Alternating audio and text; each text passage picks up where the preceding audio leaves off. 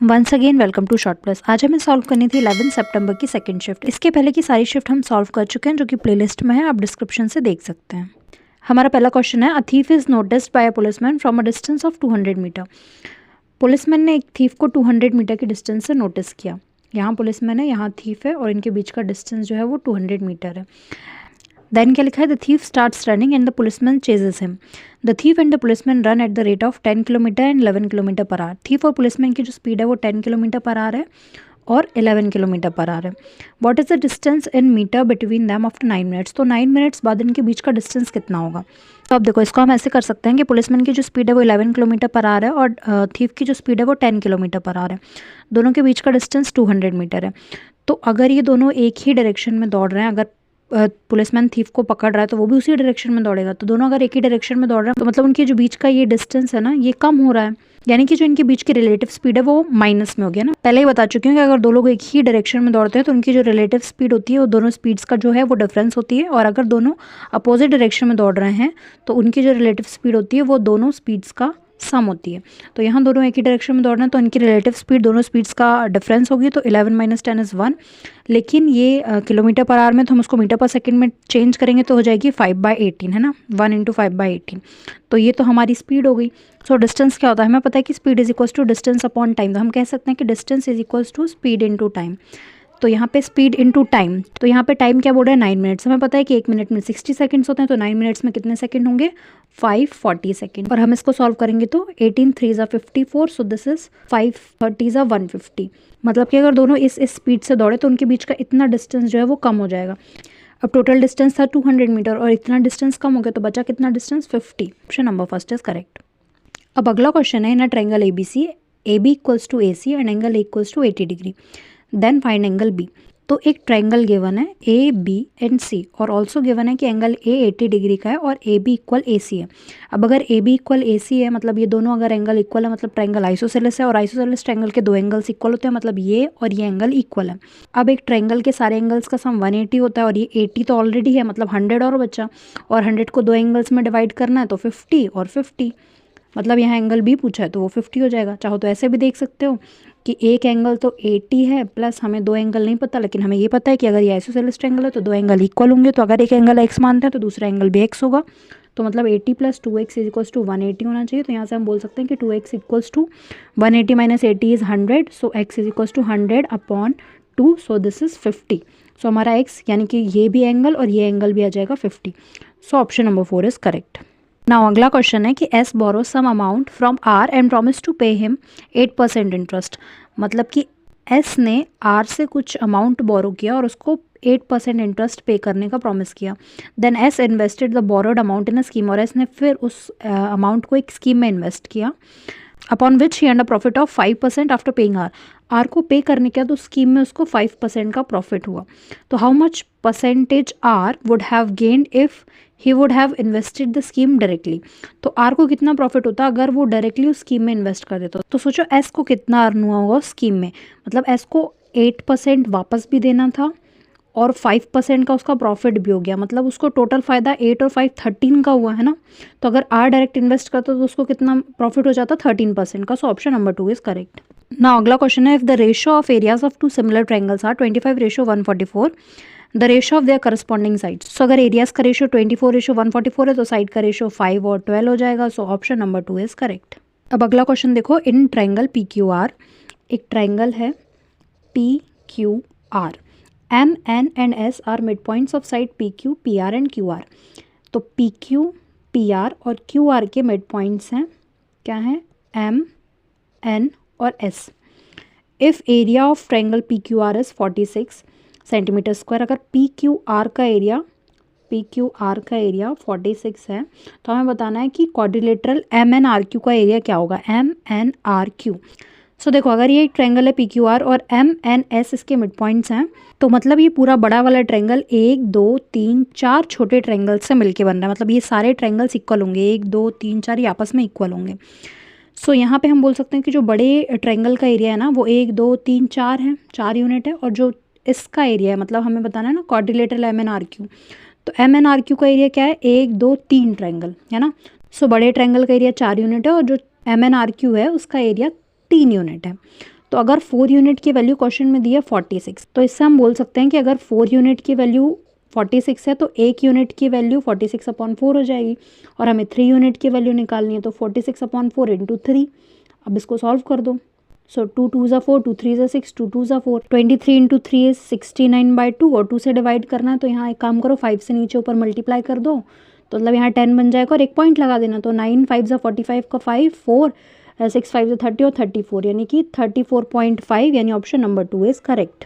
अब अगला क्वेश्चन क्या है, find the area of square one of whose diagonal is 4.8 metre long. तो एक स्क्वायर है जिसका एक डायगोनल जो है वो 4.8 मीटर है। अब हमें पता है कि स्क्वायर का डायगोनल क्या होता है, √2a।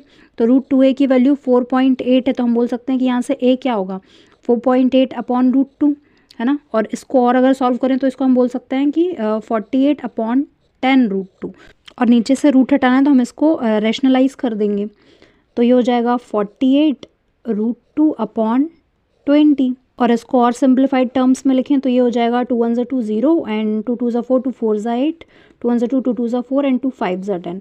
So this will B 12√2/5।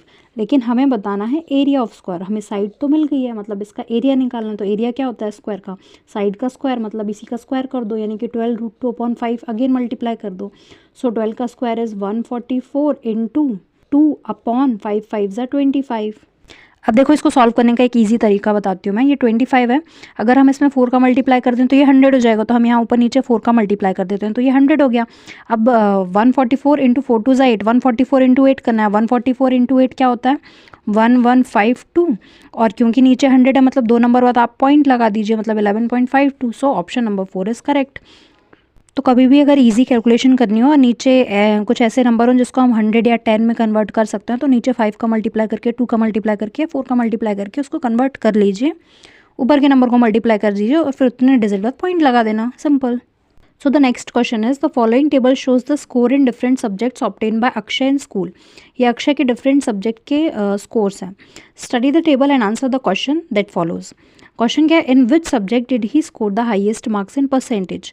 तो सबसे ज़्यादा परसेंटेज में उसने मार्क्स किस सब्जेक्ट में ऑब्टेन किए हैं। तो देखो कैसे निकालते हैं, जितने उसके मार्क्स आए हैं अपॉन टोटल सब्जेक्ट के मार्क्स इंटू 100, ऐसे ही परसेंट निकालते हैं ना। तो ये तो 73% हो जाएगा।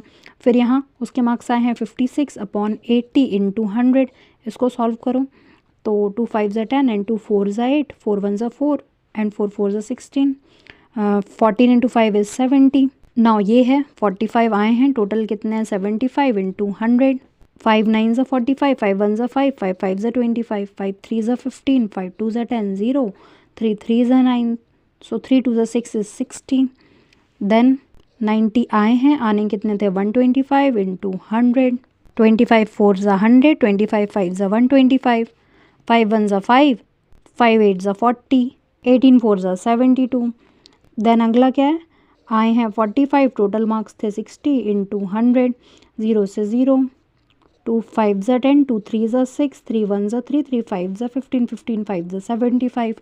तो इसमें सबसे ज़्यादा परसेंटेज ऑफ मार्क्स किस में आए हैं, देखो लास्ट वाले में आया, लास्ट वाला means IT, so option number 2 is correct. देखो मैं यहाँ समझा रही हूँ इसलिए इतना टाइम लग रहा है कि एक को लिखना भी है, समझाना भी है साथ में ना। अगर आप इसको करोगे तो ये सिंपली 30 सेकेंड्स में हो जाएगा, ठीक है। So now 4/3 into 10 square 60 is 1060 is √3, so this will be 3 plus 3 into cos 30 is √3/2, so this will be 3/4 minus 2 into sec square 30 means 4/3 minus 3/4 into 1/3, और यहाँ sin 60 cos 30 minus cos 60 sin 30। तो अगर हम इसको A और इसको B माने तो ये B और A हो जाएगा, मतलब sine A cos B minus cos A sin B। तो ये साइन A माइनस B का फॉर्मूला होता है, और साइन A माइनस B मतलब 60 माइनस 30 मीन्स साइन 30, और साइन 30 क्या होता है 1/2, है ना। तो अब इसको जस्ट सिंप्लीफाई कर लो कि ये हो जाएगा 4 प्लस 3 3 ज़ा 9/4 माइनस 4 2 ज़ा 8/3 माइनस दिस इज़ 1/4, और यहाँ है 1/2।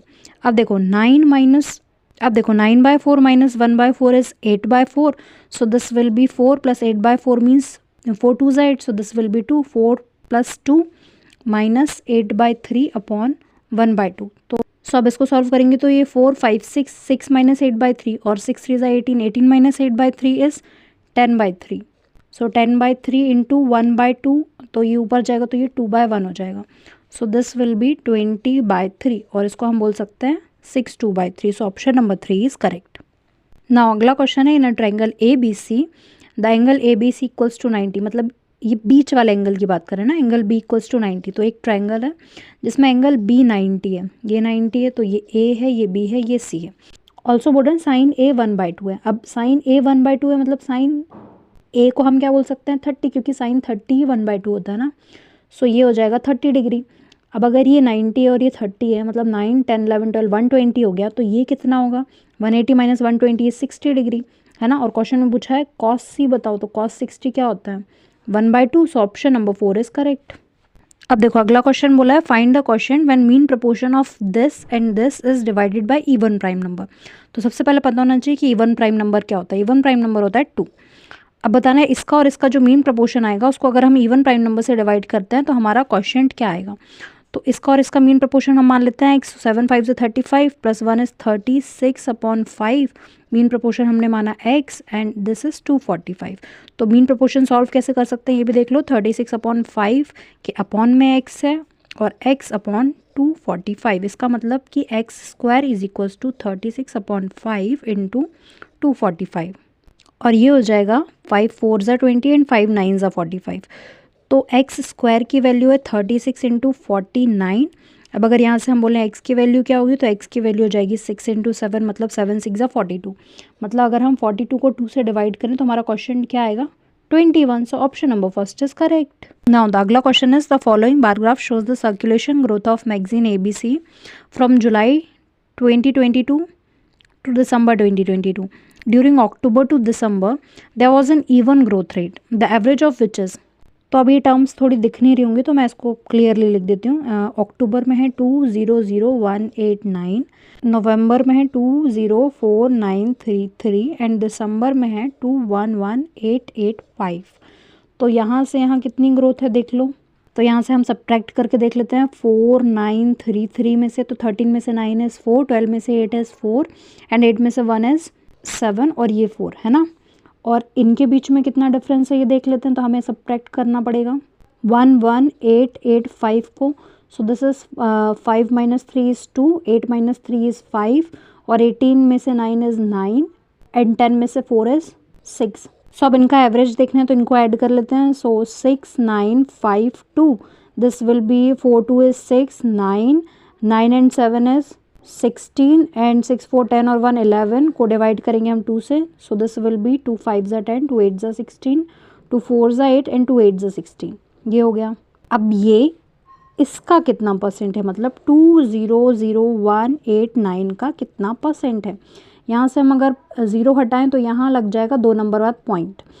अब देखो इतना बड़ा सॉल्व करना था तो इसको हम अप्रॉक्सीमेशन से सॉल्व कर लेते हैं. इसको हम मान लेते हैं अप्रॉक्सीमेट 5800 और इसको मान लेते हैं अपॉन में 2000. अब इसको सॉल्व करेंगे तो 0 से 0 तो कैंसिल हो जाएगा और ये नीचे 10 है तो ये 5.8 हो जाएगा. ये 0 भी हट गया. अब 2 2 ज़ा 4 एंड 2 9 ज़ा 18. सो 2.9% यानी ऑप्शन नंबर 4 इज करेक्ट. अब अगला क्वेश्चन है evaluate the value of this. अब हमें पता है कि cosec 90 minus theta is sec theta होता है तो हम इसको बोल सकते हैं कि ये सेक 34 है. अब सेक 34 इंटू कॉस 34 इज 1 माइनस और यहाँ भी कॉसेक 90 माइनस थीटा से ही हो जाएगा सेक 59. तो sec 59 into cos 59 is 1. So 1 minus 1 is 0. Option number first is correct. So आपको 90 माइनस थीटा और 90 प्लस थीटा वाले फॉर्मूले क्लियर होने चाहिए है ना. ना अगला क्वेश्चन है the value of expression this. अब इसकी वैल्यू तो ये देखो ये A² प्लस B² प्लस ए भी दिख रहा है ना. और ये सारी चीज़ें क्यूब में हैं तो हम देखें अगर कि यहाँ A² plus B² plus A B है, यहाँ A माइनस बी होता तो ये A³ माइनस B³ का फॉर्मूला होता. अब सोचो ये A है और ये B है. अगर हम इससे A माइनस बी करें यानी कि 1.55 में 0.55 माइनस कर लें तो क्या बचेगा 1. तो 1 तो हम यहाँ लिख सकते हैं ना. मतलब यहाँ अगर मैं एक्स्ट्रा 1 ऐड कर दूँ मल्टीप्लाई में तो इसमें कोई चेंज नहीं आएगा. तो मतलब ये हमारी A minus B A² plus B² plus A B की वैल्यू थी. तो हमें पता है कि A minus B A² plus B² plus A B क्या होता है A³ minus B³. So this will be 1.55 का क्यूब माइनस 0.55 का cube. Option number 4 is correct. ना अगला क्वेश्चन है कि triangle ABC and RPQ are congruent. So triangle ABC और दूसरा ट्रायंगल है RPQ. Then side of triangle ABC that corresponds to PQ is. तो ए बी सी की वो साइड जो पी क्यू के करस्पॉन्डिंग है, तो पी क्यू के करस्पॉन्डिंग कौन सी साइड है, बी और C. So option number first is correct. तो देखो इस क्वेश्चन में, क्वेश्चन तो बहुत ईजी है लेकिन बच्चे क्या करते हैं, फिगर बनाते वक्त अगर ये ए बी सी ट्रायंगल है और यहाँ भी फटाफट पी क्यू आर बना देता है ना, अगर हम यहाँ पे पी क्यू आर बना देंगे तो ये ट्रायंगल पी क्यू आर ऐसा बन जाएगा, और पी क्यू की करस्पॉन्डिंग साइड पूछिए तो हम सोचेंगे पी क्यू की करस्पॉन्डिंग साइड पूछिए मतलब दिस, सो हम ए बी आंसर कर देंगे विच इज़ रॉन्ग। सो यहाँ जल्दी जल्दी में क्वेश्चन नहीं पढ़ना है, क्वेश्चन अच्छे से पढ़ना है और अटेंटिव होके फिगर बनाना है, आंसर तो ईजिली आ ही जाएगा। अब देखो इफ़ दो इक्वेशंस दिए हैं ये एंड ये, then which of the following is true, तो हमें बताना है इनमें से क्या ट्रू है। तो सो ये equation A X plus B Y is equals to C के फॉर्म में, तो यहाँ से हम बोल सकते हैं कि ये A1 है, ये B1 है, ये C1 है और ये A2 है, B2 है और C2 है। तो आपको यहाँ पे तीन चीज़ें पता होनी चाहिए कि देखो A1 upon A2 is not equals to B1 upon B2 is equals to C1 upon C2 है। तो इक्वेशन जो है उनके यूनिक सॉल्यूशंस होंगे। अगर A1 upon A2 is equals to B1 upon B2 is not equals to C1 upon C2 है, तो equation के नो सोल्यूशन होंगे। और अगर A1 upon A2 is equals to B1 upon B2 is equals to C1 upon C2 है, तो equation के many solution होंगे। तो अब हमारी इक्वेशंस के अकॉर्डिंग देख लेते हैं कि A1 मतलब कि 0.4 अपॉन A2 मतलब 0.3 इज इक्वल्स टू 0.16 अपॉन 0.12 और यहाँ पे हो जाएगा 1.7 अपॉन 3.4, पॉइंट तो हट ही जाएगा तो ये हो जाएगा 4/3 इज इक्वल्स टू, और ये हो जाएगा 4 3 ज़ा 12, 4 4 ज़ा 16, so this will be 4/3 is equals to, और ये इज इक्वल्स टू 17 1 ज़ा 17, 72 ज़ा 34, सो 1/2। सो यहाँ से हम देखें तो ये दोनों इक्वल है, ये नॉट इक्वल है, तो ये कौन सी कंडीशन है, ये है नो सोल्यूशन की condition. So option number 4 is correct. ना अगला क्वेश्चन ये है, तो ये A cube minus B cube upon A square plus A B plus B square है, तो ये हो जाएगा ए माइनस बी यानी कि 4.2 minus 1.2, so this will be 3, so option number 2 is correct. So अगला question is 5 different companies P Q R S and T manufacture plastic and wooden bats. These bats are labeled as brand A or brand B. The given table shows the number of wooden bats as a percentage of total bats manufactured by each company. तो देख लो भाई, company है ये wooden bats हैं, ये brand A और ये brand B का रेशो है। क्वेश्चन में बोला है taking all the companies together how many plastic bats of brand B have been manufactured.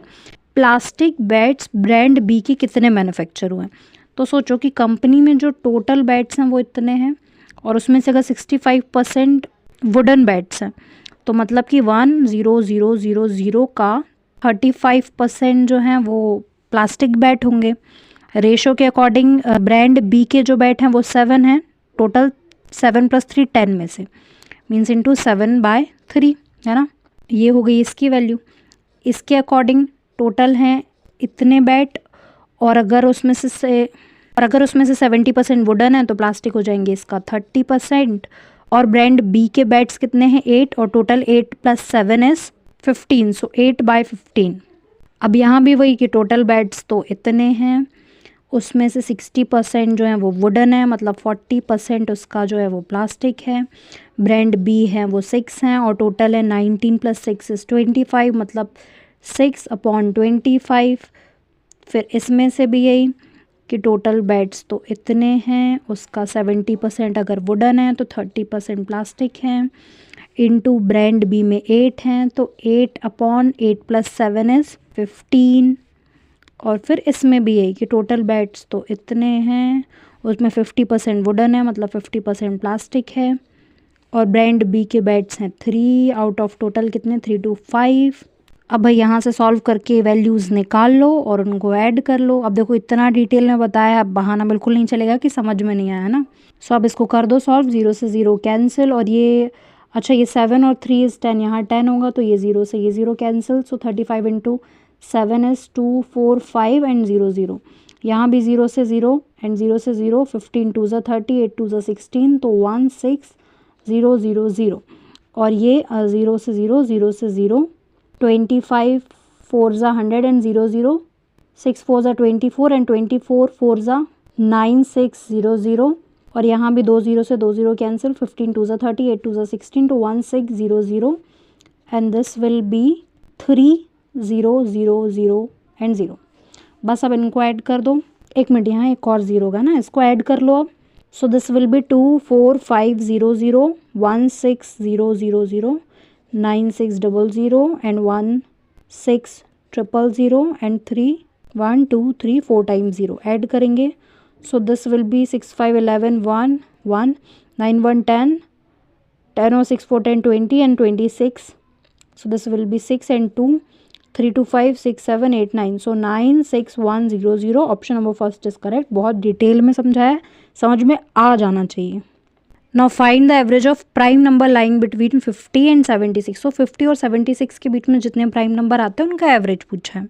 तो अब बस कर लो बच्चों की तरह काउंट. 50 और 76 के बीच में प्राइम नंबर कौन से आते हैं? प्राइम नंबर मतलब जो नंबर किसी से डिविजिबल नहीं है, जो सिर्फ 1 के और खुद के टेबल में आते हैं. सो काउंट करो.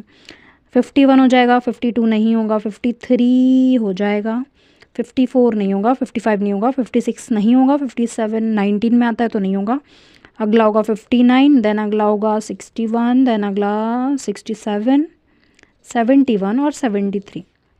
चलो अब इनको ऐड कर दो.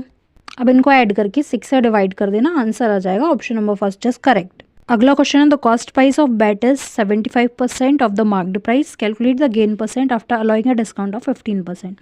इसके लिए मैं शायद पहली वीडियो से ही फॉर्मूला बता रही हूँ कि ऐसे क्वेश्चन में CP/MP करो is equals to 100 minus discount करो और 100 प्लस प्रॉफिट, है ना. और तरीके से भी कर सकते हैं, लेकिन फॉर्मूला याद कर लो ना तो बहुत ही ईजी हो जाएगा.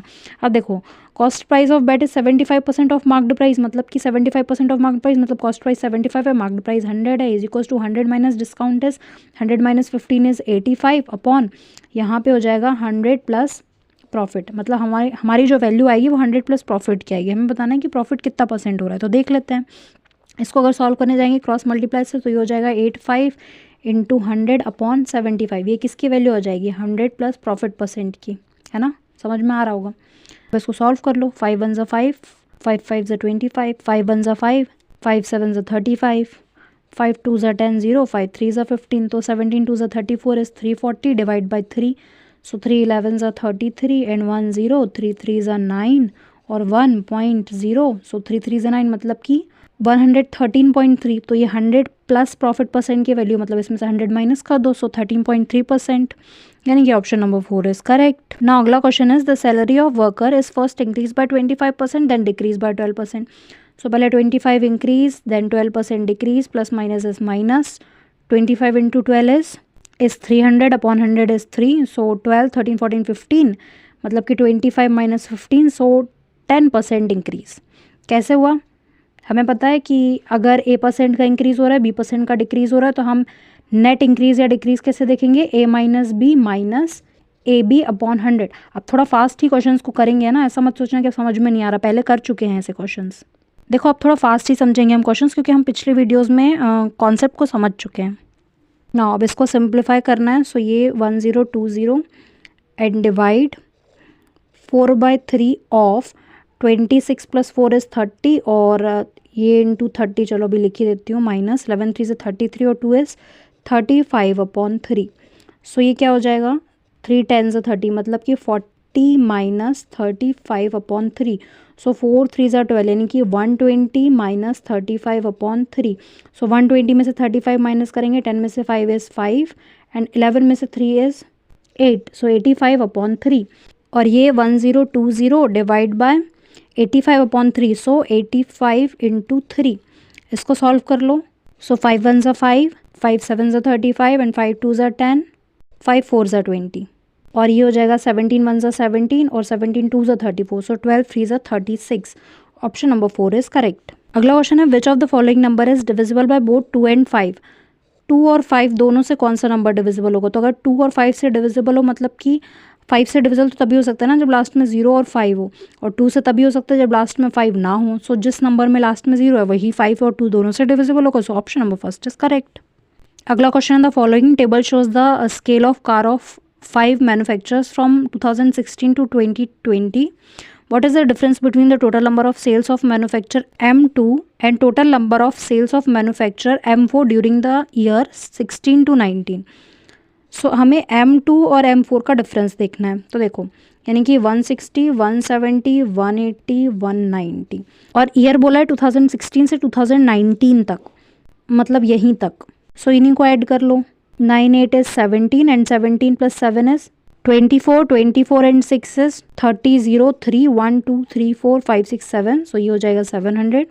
इसको ऐड कर लेते हैं 200 210 220 230 3 2 5 6 और 2 2 4 6 8, so 860 minus 700 is 160, so option number 2 is correct. ना अगला question is pipe A usually fills a tank in 6 hours. Pipe A किसी टैंक को 6 आवर्स में फिल करती है, but due to a leak at bottom of the tank it takes extra 2 hours to fill the tank. लेकिन leak की वजह से extra 2 hours और लगते हैं टैंक को फिल करने में. मतलब ए किसी पाइप को फिल करती है और उसमें लीक है, मतलब ए माइनस बी, हम बी को लीक मान लेते हैं, तो टैंक को 2 आवर एक्स्ट्रा लगते हैं. मतलब 6 तो पहले ही लगते थे, अब 8 लगते. तो यहाँ से टैंक की टोटल कैपेसिटी कितनी है, 6 8 48, और यहाँ से ए की एफिशिएंसी 6 आवर्स अगर लगते हैं 48 फिल करने में, मतलब 8 एफिशिएंसी है, और 8 आवर्स लगते हैं 48 फिल करने में, मतलब 6 एफिशिएंसी है. अब सोचो ए की एफिशिएंसी 8 है और ए माइनस बी की एफिशिएंसी 6 है, मतलब यहाँ पे जो लीक है बी उसकी एफिशिएंसी कितनी हो जाएगी, 2. अगला लाइन में यही बोला है ना, then how much time will it take to get empty due to a leak, मतलब लीक उस टैंक को एम्प्टी कितने टाइम में करेगा. सो 48 कैपेसिटी का टैंक एम्प्टी करना है 2 एफिशिएंसी से, so 48 divide by 2 24, option number 3 is correct. हमारा आखिरी क्वेश्चन है, how many years will it take for 8400 to amount this at simple interest of rate 7% per annum.